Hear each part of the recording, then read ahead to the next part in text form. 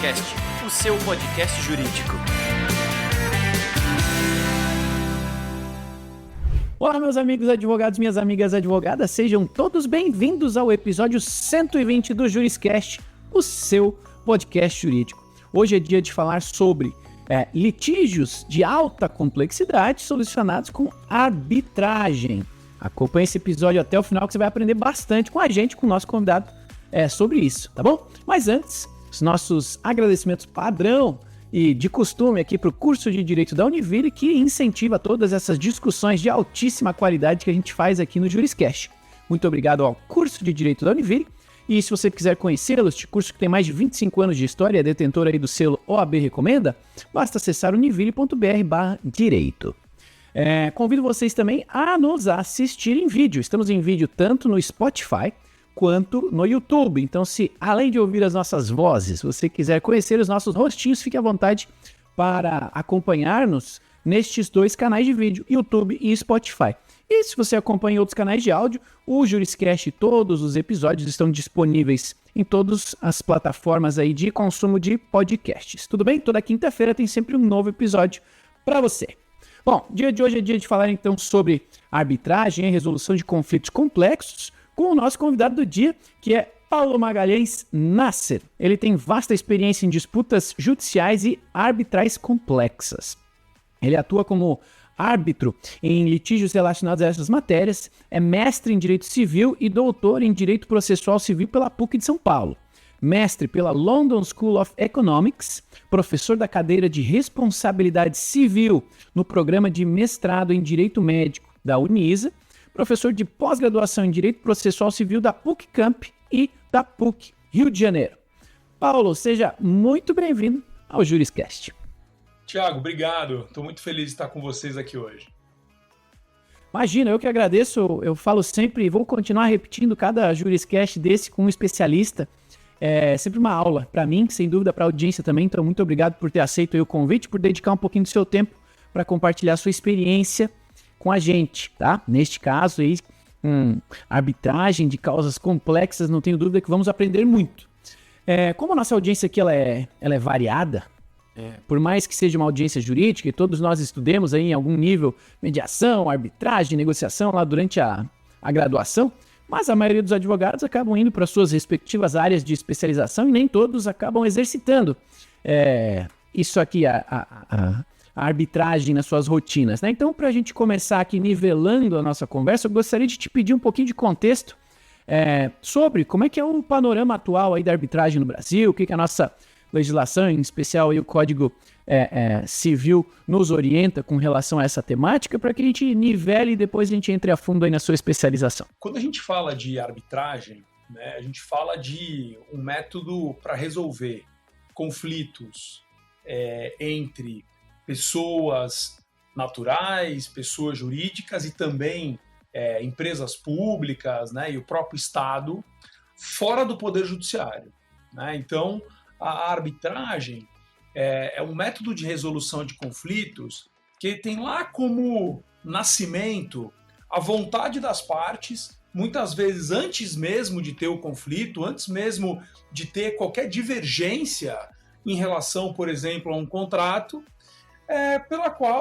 momento no qual as partes dizem, olha, se eu tiver algum litígio futuro, se por acaso as partes desse contrato se desentenderem, no futuro nós vamos resolver esse litígio fora do Poder Judiciário. Nós vamos nomear um árbitro ou 3 árbitros, já tive arbitragens fora do Brasil com 5 árbitros, e esses árbitros, de acordo com a legislação que nós escolhermos, de acordo com o idioma, ou seguindo o idioma que nós escolhermos, pelo procedimento que nós escolhermos, vai decidir essa disputa para gerar uma sentença que tem força de sentença judicial, que pode ser, inclusive, executada da mesma forma que é executada uma sentença judicial. Então, a arbitragem tem como ponto de partida um desejo das partes de não ir ao judiciário para resolver suas controvérsias. E aí, quando a controvérsia surge, é um árbitro ou um conjunto de árbitros indicados de acordo com o que as partes decidirem, de acordo com o procedimento que as partes decidirem, que vão julgar esse conflito e decidir de forma definitiva aquela controvérsia entre as partes. Legal. Nessa toada aí de alinhamento, também é importante que a gente separe logo aqui no início da nossa conversa, que a gente não vai falar aqui de mediação, né? O mediador, ele tem um papel e uma responsabilidade que é de auxiliar as partes a conversarem, mas são as partes que chegam a um consenso, a uma eventual decisão, ele não influencia isso, ele não decide nada. E o conciliador já tem outro papel, né? Como você já citou um pedaço desse papel, ele ajuda de outra forma e o árbitro, ele tem esse papel diferenciado, ele participa da decisão, né? Então, a cargo de alinhamento também é legal que você especifique, antes da gente entrar na parte que eu aposto que o público está querendo saber, que são os casos, né? Exemplos, coisas assim, mas essa definição prática, assim, de, poxa, qual é a diferença entre outros métodos deste, né? Até do papel do árbitro aqui, para que fique claro desde o início da nossa conversa. Tiago, é fundamental essa definição, né? Fundamental essa diferenciação. Eu diria para você que mediação e arbitragem são métodos de resolução de conflitos totalmente diferentes. Inclusive, eu devo externar para você um certo incômodo quando muitas vezes tem um painel ou uma aula, ou uma discussão em que o tema é mediação e arbitragem. Que aí pode ser qualquer coisa, né? Mediação, né, é um método de resolução de conflitos por meio do qual o mediador tenta aproximar as partes, encontrar ou ajudar as partes a encontrarem quais são os seus pontos de debilidade, seus pontos fortes, quais são os riscos envolvidos em levar uma disputa adiante, para tentar chegar, a partir da mediação, num ponto de composição, numa acomodação, num acordo entre as partes.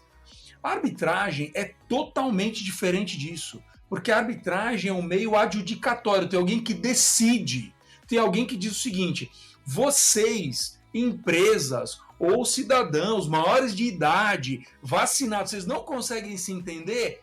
Ótimo, me contem o caso, produzam suas provas, eu vou tomar uma decisão por vocês, né? Eu vou decidir a controvérsia de vocês. Então essa diferença é fundamental.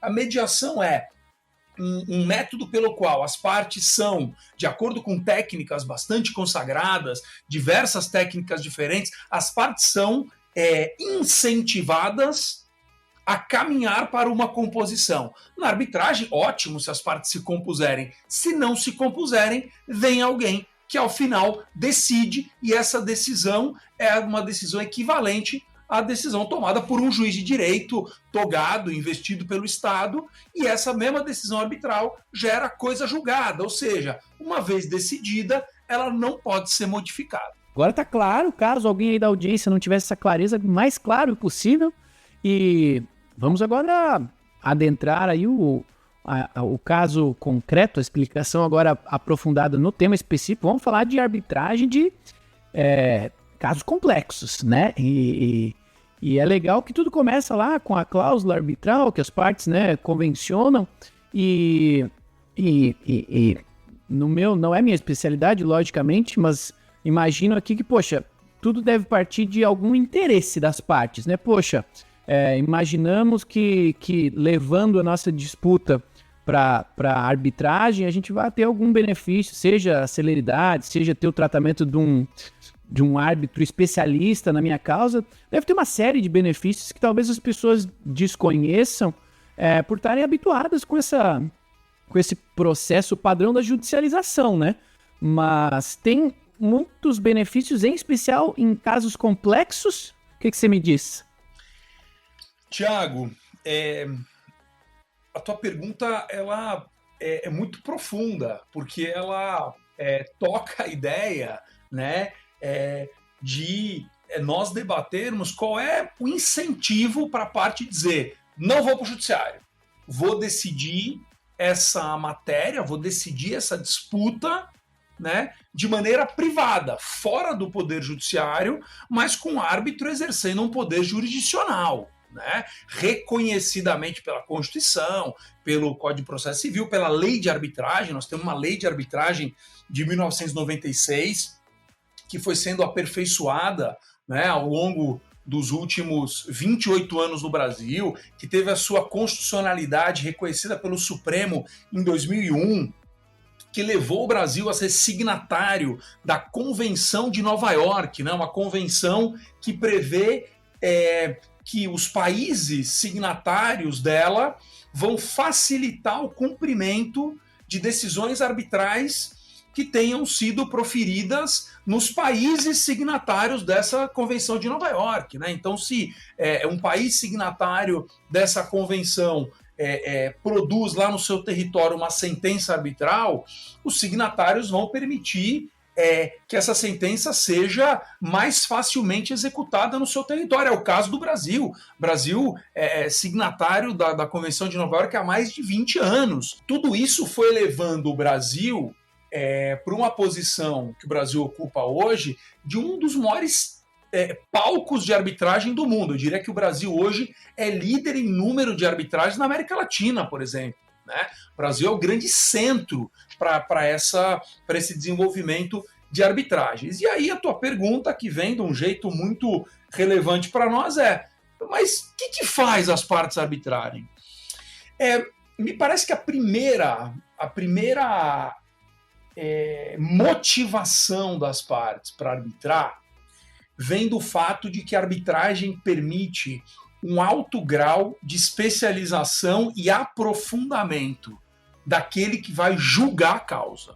Vou te dar um exemplo prático. Dificilmente no Poder Judiciário você vai ter uma audiência que dure uma semana, 2 semanas. Isso na arbitragem é muito comum.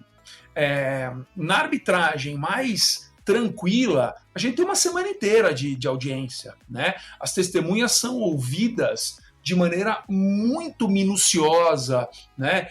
Existem depoimentos que demoram 5 horas, 6 horas, né? Depoimentos que passam de um dia para o outro, que precisam ser interrompidos num dia e continuados no outro, sessões longas de interrogatórios aos peritos, aos assistentes técnicos, apresentações orais para os árbitros com recursos visuais, né? Numa disputa, por exemplo, uma disputa que eu já participei como advogado, né, há alguns anos, que tocava uma reforma e ampliação de um estádio que foi usado na Copa de 2014 no Brasil. Então, havia discussões, meu cliente era o construtor, né, a empresa que estava ali com o contrato de construção, e do outro lado estava quem contratou o meu cliente, né, e se dizia que havia problemas de estrutura no estádio, de uma oxidação precoce das estruturas metálicas. Era um estádio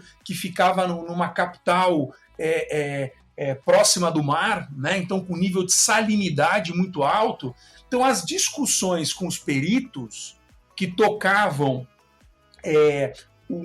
eram peritos especializados em resistência de materiais, né, engenheiros de materiais, para dizer, olha, o jeito que você construiu favorece uma oxidação precoce ou não? Isso é uma perícia muito complexa. Nós passamos lá em interrogatórios, explicações dos peritos diversos dias. Tivemos uma visita ao estádio junto com os árbitros para ver onde era o problema que era alegado de dificuldade de acesso para pessoas com alguma necessidade especial. Então, toda essa especialidade e essa atenção que se pode dar ao caso é mais palpável, é mais possível num procedimento arbitral, né, do que quando eu comparo com uma vara civil que tem juízes excelentes, que tem juízes preparadíssimos, mas que tem 5.000 causas para julgar. Nós fomos a Trinidad e Tobago, uns anos atrás, um cliente nosso, uma construtora brasileira, tinha um contrato com o Estado de Trinidad e Tobago, né, com uma empresa pública em Trinidad e Tobago para duplicar uma rodovia. Foi uma época que as construtoras brasileiras foram muito para a América Central e para a África, né? E aí havia do nosso lado, que era a construtora brasileira, uma alegação que prevaleceu ao final, né, de que o cliente podia deixar a obra, podia parar de construir, porque não estava sendo pago, não estava sendo remunerado, o contrato estava sendo descumprido. E aí vinha o o Estado, né, a empresa nacional de desenvolvimento e infraestrutura, dizer, não, na verdade tem alguns problemas de estrutura, tem alguns problemas de atraso, né? E aí tinham diversas discussões. Não, mas você demorou para liberar ou para desapropriar um pedaço que era o acostamento. E aí o Estado dizia, não, mas na verdade você demorou para me mandar os papéis. Essa discussão se desenrolando, né? E os árbitros eram 3 barristers ingleses, né? Era uma arbitragem com base na lei inglesa, mas em Port of Spain, Trinidad e Tobago. E aí os árbitros dizem, quero conhecer a obra, quero ir lá ver, né? E aí nós fomos a Port of Spain, tinha que ir ao Panamá e depois ir para lá. E aí, num dos dias, tínhamos que visitar a obra. E tinha uma discussão na época se era seguro ou não era seguro, né? Até umas testemunhas do nosso cliente foram ouvidas por vídeo, com algum temor de estarem presentes lá, né? Depois de ter uma certa fricção aí com o Estado, né? Para dizer dessa forma. E nós fomos, né? Tinha até uma ordem expressa do cliente dizendo assim, olha, fiquem no hotel, onde vai ser a audiência, não saiam do hotel. Mas aí a gente acabou indo jantar, tinha uma turma de advogados, tinha os nossos peritos, os barristers ingleses que estavam ajudando a gente, então nós acabamos indo jantar e estamos aqui vivos, felizmente. Mas o que aconteceu foi que os árbitros queriam ver a obra. E aí teve uma escolta policial para vermos a obra e percorremos lá 30, 40 quilômetros de rodovia. E com isso, assim, eu gosto muito da arbitragem, eu gosto muito do contencioso de uma forma geral, porque isso foi me dando oportunidades, foi me abrindo janelas para ver coisas que eu não veria da janela aqui do meu escritório, né? Embora tenha um belo céu azul aqui hoje para ver. Mas o fato é que quando a gente foi para lá, a gente pôde ver uma realidade local, ver quais eram os problemas que havia de desapropriação na beira da rodovia, né? Teve até um fato curioso que o ônibus quebrou, nós tivemos que ser resgatados lá por uns carros e tal. Mas, então, assim, coisas que você vai vivendo como advogado, né? Eu conheci cidades muito pequenas do Brasil, quando advoguei por uma seguradora no passado, quase 20 anos atrás, e conheci algumas cidades do mundo também, algumas mais conhecidas, menos conhecidas, por conta do contencioso, por conta da arbitragem. E essa, em particular, me mostrou, né, como a especialização e como o tempo a ser dedicado a um caso, muitas vezes, é uma mola propulsora da minha decisão de arbitrar. Né? Eu teria dificuldade em levar isso para o Poder Judiciário pela imensa carga do Judiciário. O segundo incentivo para ir para a arbitragem é a flexibilidade de eu, por exemplo, ter documentos em inglês, documentos em espanhol, documentos em português e decidirmos que nenhum desses documentos precisa ser traduzido. Né? Ou decidirmos, eu tive uma arbitragem alguns anos atrás, em que os nossos clientes estavam na Suíça, mas era uma arbitragem no Brasil. E aí a definição da cláusula de arbitragem era, olha, nós queremos que a arbitragem seja com lei brasileira, mas que essa arbitragem seja em inglês, porque a maioria dos documentos seria em inglês, e também nós precisaríamos reportar para o nosso cliente na Suíça, precisaríamos discutir com os suíços o que fazer, né? Receber, como diriam os ingleses, as instruções do cliente, né? Nós somos mandatários do cliente, nós não somos o cliente, nós precisamos receber instruções. Isso facilitaria muito mais as instruções. Então, essa flexibilidade de prazos, por exemplo, né? Hoje em dia, muito difícil, Thiago, que a gente tenha um prazo para alegações iniciais inferior a 6, 8 semanas numa arbitragem, diante muitas vezes da complexidade dos temas, né? Escolha de peritos, a própria escolha dos árbitros, então essa flexibilidade, na minha visão, também é um incentivo para que as partes decidam arbitrar. Não poderia deixar de dizer que a instância única, né, o fato de não ser recorrível a decisão, também é um incentivo. A gente sabe que nós temos uma herança legislativa, uma influência legislativa talvez até de séculos atrás, que nos guiou por uma cadeia recursal extensa, né? Você vai à Inglaterra, por exemplo, existe uma autorização para recorrer, né? Existe uma... você vai dizer, olha, o recurso teve aqui a sua apresentação autorizada pelo juiz. Aqui nós temos um sistema recursal muito amplo, muito longo, né? Quem que esteja aí já há alguns anos na profissão não viu embaixo de declaração no agravo regimental do agravo de despacho denegatório. Então, a gente tem ali uma cadeia muito grande. Instância única ajuda demais para que você tenha uma decisão rapidamente estável, né? Então, acho que esses pontos são muito conectados com a vontade de arbitrar, incluindo aí também uma celeridade um pouco maior, até pela instância única, mas eu diria que esses são os principais pontos. Já te antecipando, não acho que é a resolução para todos os males, tá? Não acho que esse remédio se aplica a todos os problemas. Não acho que é um método mágico de resolução de conflitos. Não acho que é um método glamuroso de resolução de conflitos. As pessoas têm uma tendência de achar que aquele debate rico e muito visual e muito profundo que se tem na audiência traz um glamour para a arbitragem. Pode até trazer um ponto de bastante destaque para o método, mas a preparação é duríssima, né? Para você chegar na audiência, são meses de preparação, são aí dias e às vezes até algumas noites bem explorados para o trabalho. Então, diria para você que não é um método mágico, mas é um método apropriado dependendo da disputa. Pois é, eu ia justamente, você antecipou mesmo a minha pergunta, que não estava na nossa pauta, mas depois aí da sua explanação é inevitável que eu pergunte, a arbitragem é ideal para casos complexos? Porque me parece, né, que nesses dois exemplos que você deu, e eu já vou pedir outros, mas, poxa, faz muito sentido, né? Quanto mais complexo for o caso em si e os elementos que a gente precisa para direcionar essa decisão da maneira mais assertiva possível, talvez faça muito mais sentido para casos complexos, porque talvez tenha um investimento maior no início, mas consiga acelerar a decisão final, né? O que você pensa? Eu concordo que tem que ser para casos complexos, e eu concordo também que existe uma análise de risco e econômica que precisa ser feita em relação ao conflito.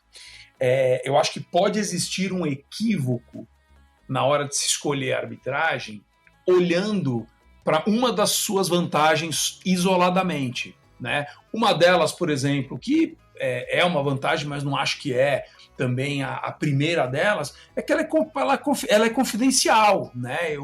Para o juiz eu preciso convencer o juiz de que, pelo artigo 189 do CPC, o meu caso tem segredo de justiça, né? Eu tenho hipóteses lá, né, de alguma violação à intimidade, outras hipóteses, né, ou algo que toque estado de pessoa, ou algo que toque algum valor protegido por esse sigilo, por essa privacidade. Na arbitragem não, eu decido com a outra parte que a arbitragem vai ser confidencial e ela será. Mas se eu focar só numa vantagem, eu posso ter um risco aqui muito grande de me decepcionar, porque, de fato, os custos da arbitragem, eles muitas vezes são proporcionais ao serviço que é prestado. E um desses serviços está muito ligado, Thiago, a tempo.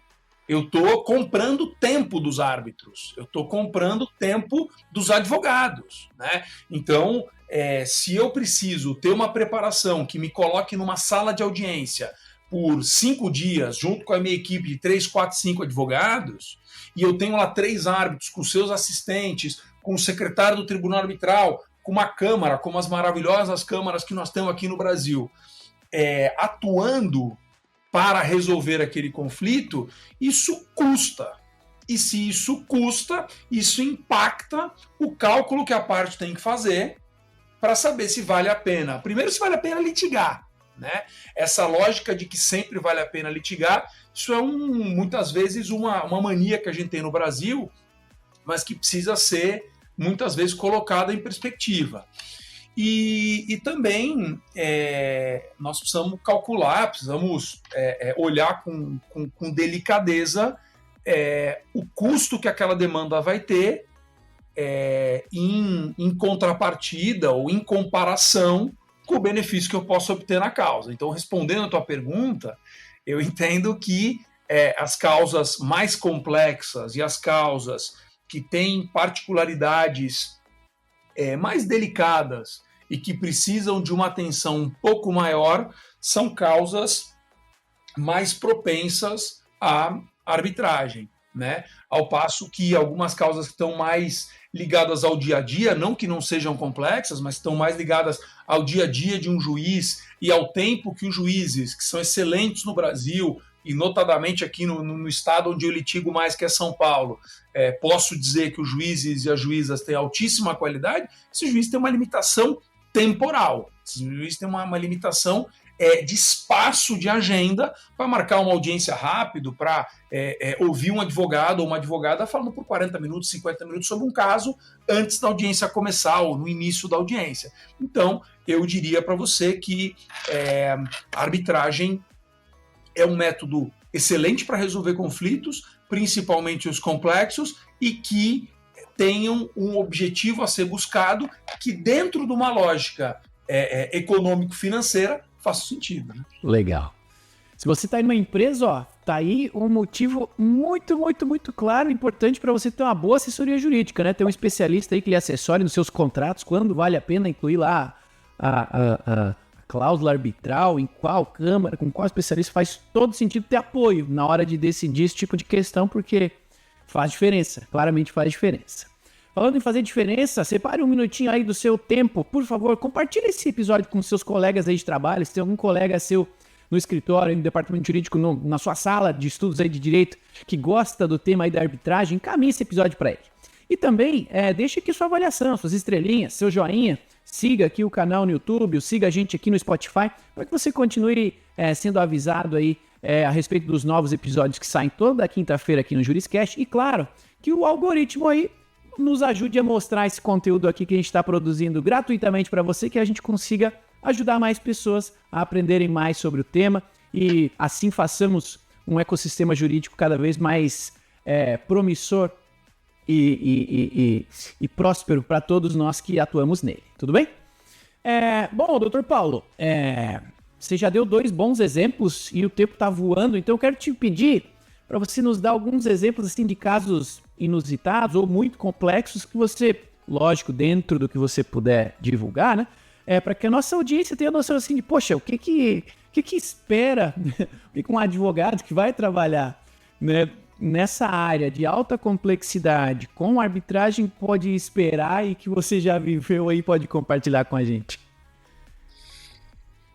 É muito comum que as arbitragens reúnam algumas matérias, né? Eu acho que hoje as matérias mais comuns em arbitragem são operações societárias, né? Operações de, por exemplo, compra e venda de participações societárias e disputas de construção, disputas de infraestrutura, contratos que estão relacionados à reforma de um estádio, como esse que eu contei agora há pouco, que estão relacionados à duplicação de uma rodovia, à construção de uma usina. Então, esses tipos de contratos, essas matérias contratuais costumam ser as mais frequentes em arbitragem. Você sabe que tem uma verdade para dizer aqui, que nem todos os conflitos eles são de origem contratual na arbitragem. Eu posso ter uma disputa entre as partes que seja da responsabilidade extracontratual, como, por exemplo, um choque de embarcações, né? Então, eu tenho lá um choque de embarcações, essas embarcações não têm um contrato entre elas, e existe uma responsabilidade aí tratada no direito civil como uma responsabilidade aquiliana, né? E nessa hipótese, ainda que não haja contrato, é possível que as partes, depois de surgido o conflito, façam, né, uma cláusula de arbitragem, né, um compromisso arbitral, para, em vez de ir ao judiciário, levar aquela disputa para uma arbitragem. Então, eu falo muito dos contratos porque a grande maioria das arbitragens decorre de contratos, mas podem decorrer também de responsabilidade civil que não vem de um contrato anterior. Eu, alguns anos atrás, tive a oportunidade de arbitrar um caso, né, atuar como advogado num caso em que uma empresa brasileira e uma empresa israelense precisavam fazer um contrato com o poder público brasileiro para participar de uma licitação para monitoramento do território nacional. E essa arbitragem, por uma questão estratégica para as duas partes, não ia acontecer nem no Brasil, nem em Israel. Ia acontecer em Miami, que seria um território neutro. Isso é muito comum nas arbitragens internacionais. As testemunhas arroladas pela parte contrária eram militares muito experientes, né? Então tinha um brigadeiro da Força Aérea Israelense, tinha um general, tinha assim, gente de alta patente, né? E muito experientes, com muita tarimba para estar sentados ali.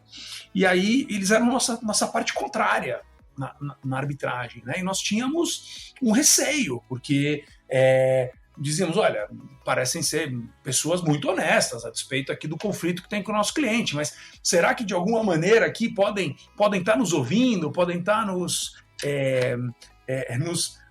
espiando, né?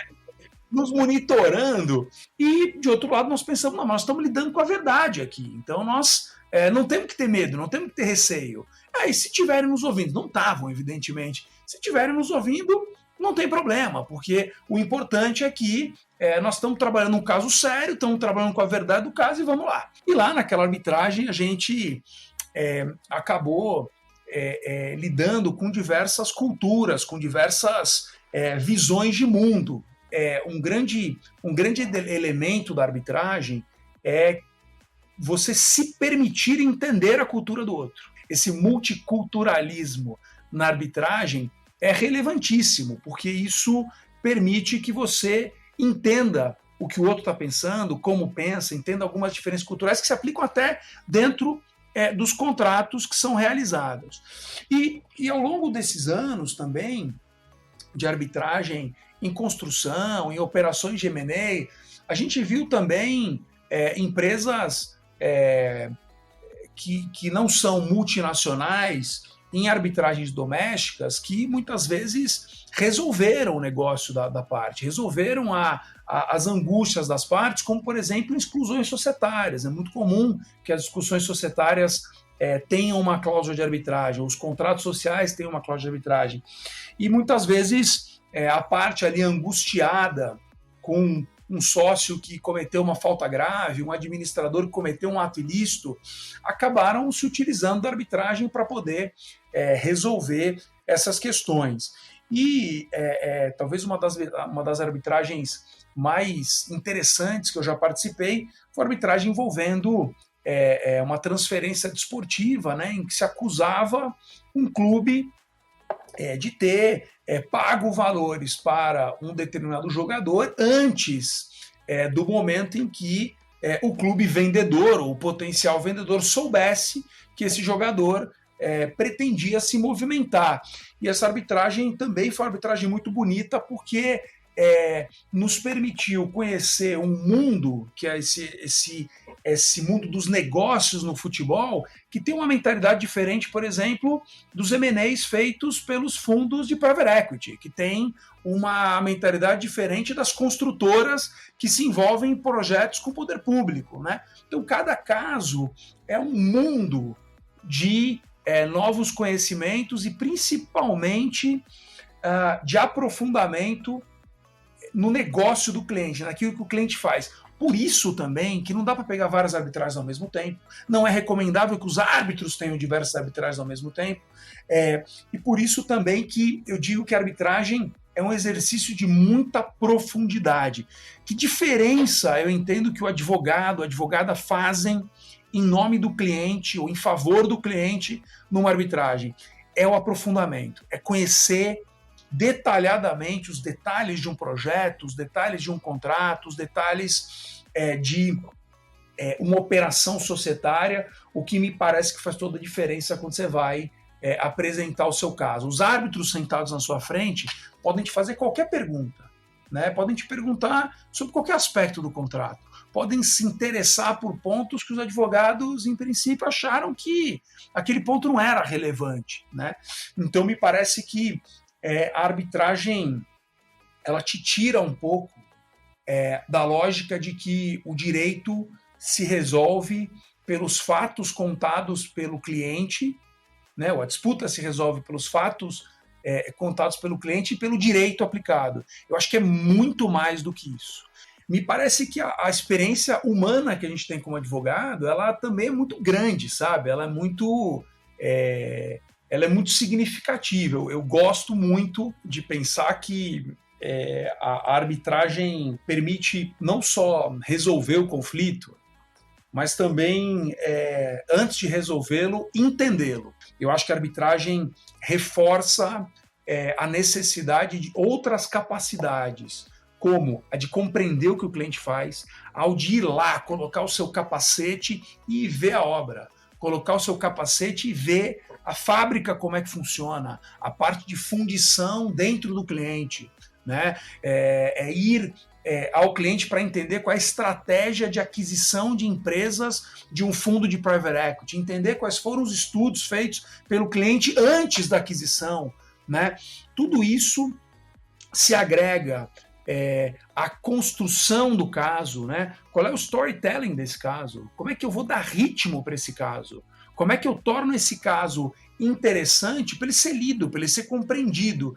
Então aqui me parece que reside uma das grandes belezas da arbitragem e desse contencioso que eu chamo de estratégico, né? Que é o contencioso que reúne causas que os clientes não podem perder. Já dá vontade de mexer com isso já, só de ouvir as suas histórias aí já dá uma empolgação, porque parece que é um mundo novo, né, para o advogado que atua em outra área de atuação, certamente parece um mundo, no mínimo, bastante diferente, né? E considerando que o nosso tempo tá voando aqui, eu queria te pedir para a gente começar a finalizar nossa conversa aqui, por mais que eu quisesse continuar ouvindo aí causos, né, práticos de aplicação aí da arbitragem em temas complexos, mas aqui na audiência tem pessoas que eventualmente estão ouvindo aqui, estão gostando do tema e estão pensando, poxa, quero me aprofundar. E talvez tenha empresas também que estão pensando, poxa, talvez eu possa utilizar melhor, né, nas minhas disputas aqui, nos meus conflitos, a arbitragem. Então, que dica ou você deixa aqui para finalizar nossa conversa para essas pessoas que ainda não estão tão habituadas com a arbitragem? Que dicas você dá para que elas se abram para esse tema ou até pontos de atenção? Poxa, considerem, né, ficar atentos a isso que pode facilitar a vida tanto do advogado quanto da empresa. Eu tenho a impressão que o contencioso, de uma forma geral, tanto o contencioso judicial como a arbitragem, são muito abertos a receber as pessoas que têm interesse em se envolver com o litígio, né, em realmente compreender aquilo que está sendo discutido. Eu não vejo, repito, a arbitragem como um método glamouroso de resolução de conflito. Ela é um método, como é o contencioso judicial, que tem as suas forças e tem seus pontos de fragilidade, né? Eu vejo a arbitragem, assim como o contencioso judicial estratégico, como formas bastante efetivas de resolução, mas que precisam de uma clareza inicial, que dão muito trabalho, são áreas de intensa especialização, constante estudo, mas, assim como outras áreas do direito, o segredo é esse envolvimento. A gente vê um movimento nas faculdades de direito muito interessante, que é o das competições de arbitragem, né? Aqui no nosso escritório, por exemplo, nós temos alguns advogados que, nas suas épocas de estágio, eram de equipes de arbitragem simulada nas faculdades. Na minha época de faculdade era júri simulado, né? Eu me lembro que no meu 4º ano de faculdade teve um júri simulado do massacre do Carandiru. Eu acho que o júri simulado de hoje, eu acho que é arbitragem nas faculdades. Eu acho que isso tem ganho muito corpo e tem deixado os estudantes muito preparados. Um dia desses, vieram os estudantes da Universidade Estadual de Londrina aqui no escritório para treinar para uma competição. Tem um advogado da nossa equipe que é egresso dessa universidade e participou desses MUTs no passado, né? E aí nós recebemos os alunos e alunas aqui no nosso escritório para um treinamento. Eu disse para eles, eu falei, olha, eu estou felicíssimo de ver que estudantes de 3º ano de faculdade estão aqui discutindo onerosidade excessiva, vinculação a precedentes jurisprudenciais, estão aqui discutindo regulamentos de câmaras de arbitragem. Isso é maravilhoso, né? Então, acho que aí sim tem uma base muito interessante de entrada para aqueles que estão na universidade e têm interesse em continuar a carreira, sabendo que o volume de leitura de documentos e de estudo é muito grande, mas eu tenho certeza que isso é presente nas outras áreas, no tributário, no direito administrativo, né? Mas me parece que o mais importante é esse desejo de se envolver com o direito de uma forma geral, sem essa compartimentalização, né? Olha, o direito das obrigações. Então, eu acho que é muito importante conhecer obrigações, contratos, responsabilidade civil, direito público, direito constitucional. O advogado, a advogada tem que estar sempre se aperfeiçoando e deixando um pouco de longe essas caixinhas didáticas que a gente tem na universidade, que são para facilitar o estudo, né? Mas o direito tem que ser olhado como unidade para poder ser compreendido. E você sabe, Thiago, que hoje a gente tem visto um movimento de ataque à arbitragem, né? A arbitragem tem sido muito atacada com base num rótulo que vem sendo colocado por alguma pressão midiática, mas sem dados concretos, né, para tentar colocar em xeque a imparcialidade e a independência dos árbitros, com base no que se chama ou no que se denominou dever de revelação, né? O dever de revelação está na lei de arbitragem, que prevê, né, que os árbitros devem revelar às partes fatos que eles entendem que possam, de alguma maneira, aos olhos daquela parte para quem esse fato está sendo revelado, gerar alguma quebra de confiança, alguma desconfiança quanto à sua imparcialidade, né? O dever de revelação está na nossa lei desde 1996, quando a lei de arbitragem foi criada no Brasil, e sempre foi objeto de discussões em termos de aperfeiçoamento, mas chegou-se num momento em que algumas partes, de maneira isolada, mas fazendo muito barulho, passaram a dizer que as revelações dos árbitros não eram suficientes, né? E que os árbitros precisariam revelar mais e mais fatos que pudessem gerar a possibilidade de se examinar um eventual conflito de interesse. Então, a gente hoje vê um movimento bastante perigoso de se dizer que toda e qualquer relação pretérita dos árbitros com os advogados ou com as partes precisam ser objeto de um escrutínio, precisam ser objeto de um exame aprofundado. Quando, na verdade, só os fatos relevantes relevantes para a caracterização de uma quebra de confiança, relevantes para a caracterização de uma quebra de parcialidade, que são importantes de serem revelados, importantes de serem discutidos. E aí o movimento que a gente vê as partes perdem a arbitragem. Eu disse para você que uma vantagem é a vantagem de não ser recorrível, e dentro de 90 dias vão ao judiciário para pedir para anular essa sentença arbitral. Então a gente tem visto, ainda que isoladamente, algumas ações anulatórias que se transformaram ali com com a roupagem de uma ação anulatória, se transformaram numa tentativa de recurso ao Poder Judiciário. O Poder Judiciário vem lidando de uma maneira muito eficaz com essas causas, né? Causas que, na sua maioria, acabam sendo frívolas, né? Porque tem como objetivo impedir que o que os árbitros decidiram seja cumprido na prática.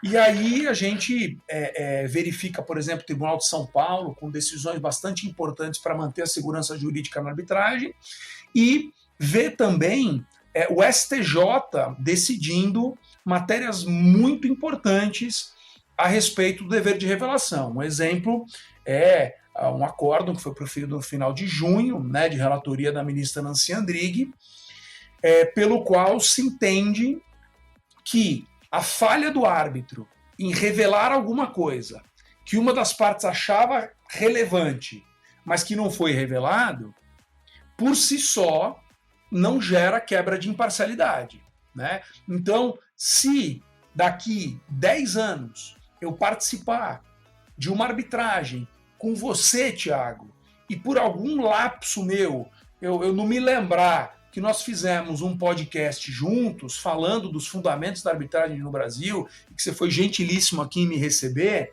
se eu esquecer de contar esse fato, ou não julgar esse fato relevante de ser revelado, o que é que o STJ diz? Isso por si só não gera nulidade. Isso por si só não gera a quebra da confiança no Paulo como árbitro. É necessário que o fato deles terem feito um podcast juntos tenha influenciado de maneira concreta naquele caso em que se discute a anulação. Então, a decisão do STJ é muito relevante porque coloca o Brasil alinhado com as maiores práticas mundiais, com as melhores práticas de arbitragem do mundo. Para você ter uma ideia, a gente usa muito a Inglaterra como um bom exemplo de uma jurisdição favorável à arbitragem segura, né, com precedentes muito bem estabelecidos. A UK Supreme Court, em 2021, proferiu uma decisão no caso Chubb contra Halliburton, que é muito similar ao que decidiu o STJ, e conclui dizendo que a falha no dever de revelação, ou seja, a falha no dever de revelar os fatos que poderiam ser necessários de ser revelados para se analisar um eventual conflito de interesses, essa falha não leva à anulação da sentença arbitral por quebra de independência ou imparcialidade. É necessário que haja a falha de revelação e, além disso, que o fato em si esteja conectado diretamente com um prejuízo para a parte dentro do processo e, portanto, um prejuízo decorrente de uma quebra de imparcialidade e de independência, né? Então, eu digo isso porque eu acho que esse é um dos temas mais candentes, um dos temas mais atuais da arbitragem no Brasil, e quem estiver no meio ou estiver com intenção de entender mais, certamente vai se deparar com isso, e é importante que tenha olhos bem ávidos para compreender o que está acontecendo. Legal, esse podcast podia virar uma série, só pela quantidade de conteúdo que claramente daria para nós continuarmos conversando aqui, mas o tempo não nos permite, então agradeço ao Dr. Paulo Magalhães Nasser por ter vindo aqui compartilhar tanto conhecimento conosco. Lhe agradeço de coração, agradeço em nome da audiência também, e abro aqui rapidamente o espaço para que você, além de se despedir aí da audiência, se quiser deixar algum contato, alguma rede social, porque a audiência, né, como deu para ver, o assunto ele começa aqui, mas na hora que começa a ficar interessante, acaba o nosso tempo, então a conversa inicia aqui, mas não termina, ela pode seguir adiante, então fique à vontade aí para fazer esse espaço aí de contato com a nossa audiência, despedida e finalização da nossa conversa aqui.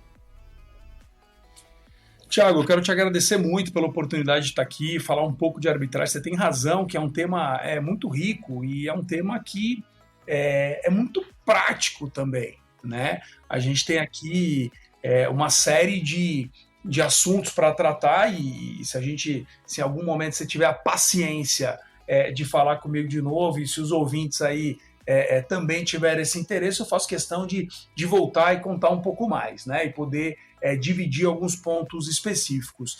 Da minha parte, eu estou à disposição, né, pelo e-mail do meu escritório, paulo@eminasser.com.br, né, vou ter o maior prazer em estar em contato com aqueles que, de alguma maneira, se interessem pelo tema. Agradeço muito por poder contar um pouco dessa experiência e uso aqui também esse espaço para dar o testemunho de como a advocacia pode ser um elemento de muito enriquecimento cultural. Eu acho que talvez essa, para mim, seja uma das principais motivações que eu tenho como advogado em contencioso e arbitragem, que é o enriquecimento cultural que nós temos, conhecendo os clientes, discutindo direito, discutindo questões complexas e pensando em soluções, né? Eu acho que mais importante do que estar no conflito é olhar para aquilo que é o objetivo de um método de resolução de disputas, que é resolver a disputa e criar mecanismos, incentivos para essa disputa ser resolvida. O teu cliente que